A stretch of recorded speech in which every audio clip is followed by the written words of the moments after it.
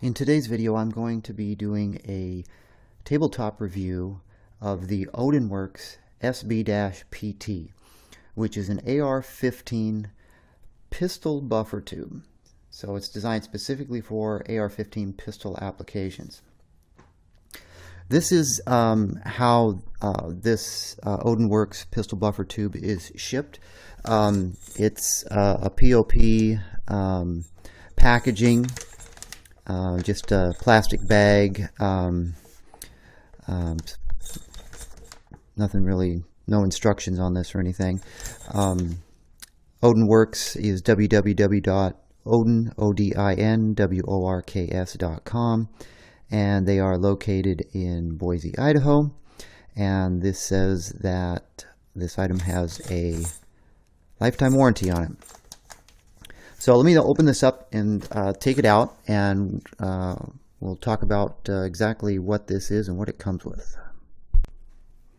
Alright, this is what ships with the Odin SB-PT pistol buffer tube assembly. So what you have is a fairly typical AR-15 style pistol buffer tube. So this is a pistol specific. You'll notice that there's no ridge right here with notches for use with a standard adjustable stock. You'll also notice that on the end there is a you could put a tool or a socket on here for tightening this down onto a lower receiver. So it's not unlike how you would attach a rifle buffer tube to like an M16 or an AR-15 style rifle. This design is made specifically so it does not require the use of a castle nut. This clamp right here, which says Odin Works on it, has a hex key bolt or a hex bolt, and you can see that it is has an odd shape to it. But there's a rhyme and reason behind that, because this is designed specifically to work with the Sig SB15 pistol stabilizing brace, and we'll get to that in a minute. I don't know much about this pistol buffer tube. I couldn't find any information on what it's made out of, so figure it's either 6061 or it's T775. I don't know. If one of you happen to know what it's actually made of, definitely feel free to leave a comment in the video and let me know what the material this is made out of. It obviously comes with this clamp right here. It comes with an Allen wrench, Allen key, hex key, and it comes with a aluminum sling plate, which probably is a 6061 aluminum. That mounts to your lower receiver and gives you 2 clip points, or you can use a QD swivel attachment. So these normally run, if you were to buy something like this on the open market, you're looking roughly $25, give or take, depending upon who you buy it from. This entire buffer tube assembly runs about $75. So it is kind of on the high side for a buffer tube, but we are talking this custom item here that's made specifically to go with the pistol brace, and it does come with the sling adapter plate. So if you were to deduct the $25 for this, you're looking at about $50 for this buffer tube. So it's still a little bit on the high side compared to other buffer tubes, but I think it's definitely worth the money given the feature set that you get with this. So let's talk about it a little bit. I have some specifications or some information from Odin about this. Like I mentioned, it is designed specifically to work with the Sig Sauer SB15 pistol stabilizing brace. It comes with the unique locking collar, and that prevents the SB15, the pistol stabilizing brace, from rotating and moving forward. This gives you a 10.5 to a 14.5 length of pull. The pistol buffer tube has a matte black Type 3 hard anodized finish. The receiver end plate is designed with ambidextrous sling attachment points and a QD mount, and of course no castle nut required. The weight is 4.8 ounces. It uses a standard carbine buffer and carbine buffer spring. Of course, those are not included, so you'll have to, get your choice of spring and buffer separately. So that's pretty much all the information I have about it. I'm going to grab a Sig Sauer SB15 pistol stabilizing brace and put it on the buffer tube, and I'll show you exactly how this setup works. Alright, I have a SB15 Sig pistol stabilizing brace here. This is their Gen 1 version. They also have a newer version out. And I actually have it on this buffer tube. And this is the main problem when you use a stabilizer brace like this. You don't have any type of adjustability for the length of pull. I mean, these things are tight, they fit tight on the tube. The problem is once you try to shoulder something like this and you start working with it, it moves around. It basically keeps sliding forward as you shoulder your pistol and you apply pressure to this stabilizing brace. And that's assuming that you're shouldering it. The other problem that I've run into utilizing something like this is it rotates. So you might be doing something and bump it and the whole thing twists. So I didn't really consider the stabilizing brace a feasible solution for shouldering your pistol. I mean, you can do it and it works and it's legal to do it. But there were a lot of problems with it. So that really kept me from building an AR15 pistol.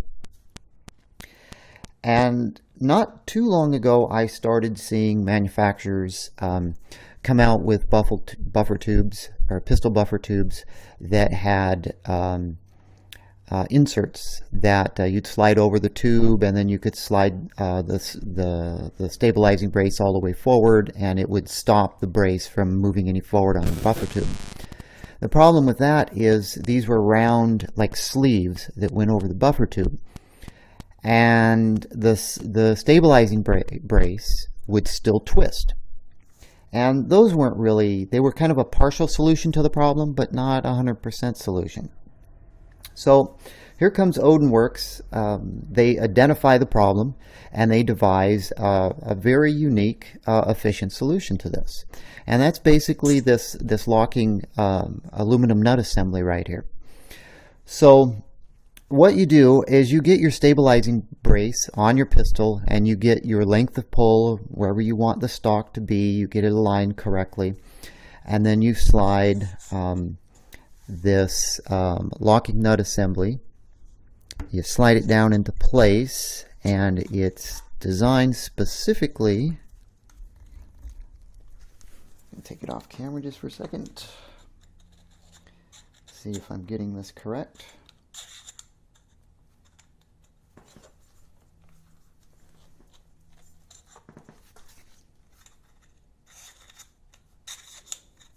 Can you give me a second here? Figure out exactly how this is supposed to go on here. Okay, got it. Let's see if we can get a view of that. You can see how when this slides down, there's an angled piece. It's almost rounded, but not really. And it slides down, and it follows the contours of the stabilizing brace right here. You'll also notice that the angles on this follow, the angles of this nut follow the angles of the stabilizing brace. So you have an angle here and an angle here. So this nut follows the contours almost exactly. So it's going to be flat on top, a little bit of a ridge, showing the Odin Works logo. And then as we come over to this side, you're going to see that it does protrude out on this side. Which, if you're a right-handed shooter and you're shouldering this on your right shoulder and you're resting your cheek up in this area, these contours I don't believe are going to be an issue. If you were a left-handed shooter These protruding aspects of this nut assembly here could become a problem. I don't know. I'm not a left-handed shooter. So anyway, once you've adjusted your length of pull and you've slid the nut down, Odinworks provides a hex key, and you can go in and tighten this down. And of course, something like this, I would recommend just a dab of blue Loctite. Once you get it adjusted, take the bolt out, put some blue Loctite on it, and tighten it down. That way it won't loosen up on you. Okay, so now what do we have? We have a buffer tube assembly with, I guess you could call this a lock nut, so to speak. It keeps the stabilizing brace from moving forward, and it keeps the stabilizing brace from turning on you. Now, the only thing this is not going to do is stop this whole stabilizing brace from pulling off. But with my experience using an AR-15 style pistol, the problems you encounter in a class or at the range, using it in any way, shape, or form, is not the stock pulling off. I guess if you were out in the bush and you were climbing a cliff and this hooked on something, and you had the AR-15 pistol slung and this hooked, you might pull back or it might pull off. I guess that's a possibility, but I think for the majority of us on how we would use an AR-15 pistol, this setup is going to fix our problems, at least the problems that I ran into. Everything about this design seems to be well thought out. I think Odinworks realized that there was an issue shouldering these AR-15 pistol braces, and they developed a solution for it. And I think their solution is very innovative and thought out, and appears to be a very high quality product from what I can see at this point. So Odinworks sells these directly. Multiple different distributors have these. If you do a search, you'll come up with different distributors that have these. I am actually going to use this pistol buffer tube, and I'm going to use the aluminum sling plate that it comes with, and I'm going to build an AR-15 pistol. So that's going to be a upcoming video series. If you have any suggestions for me on what you want to see me build, at this point I don't have an upper or a lower receiver or any of the other parts for the pistol build, so I'm still considering what type of AR-15 pistol to build at this point. So I don't have anything else to add about the Odinworks AR-15 pistol buffer tube at this point. I like everything that I see. I don't see any flaws with it. The fit and finish is excellent. The threading is good.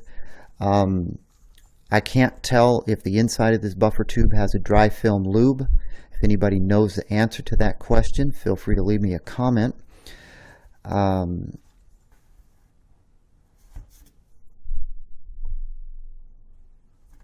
So just a couple of last looks at this, and I'll wrap this video up. I think for $75, this is a great buy if you're building a AR-15 pistol and you're going to use this stabilizer brace. I think the money that you spend on this is well spent, because it addresses some serious issues when you're using a stabilizer brace like this on a pistol.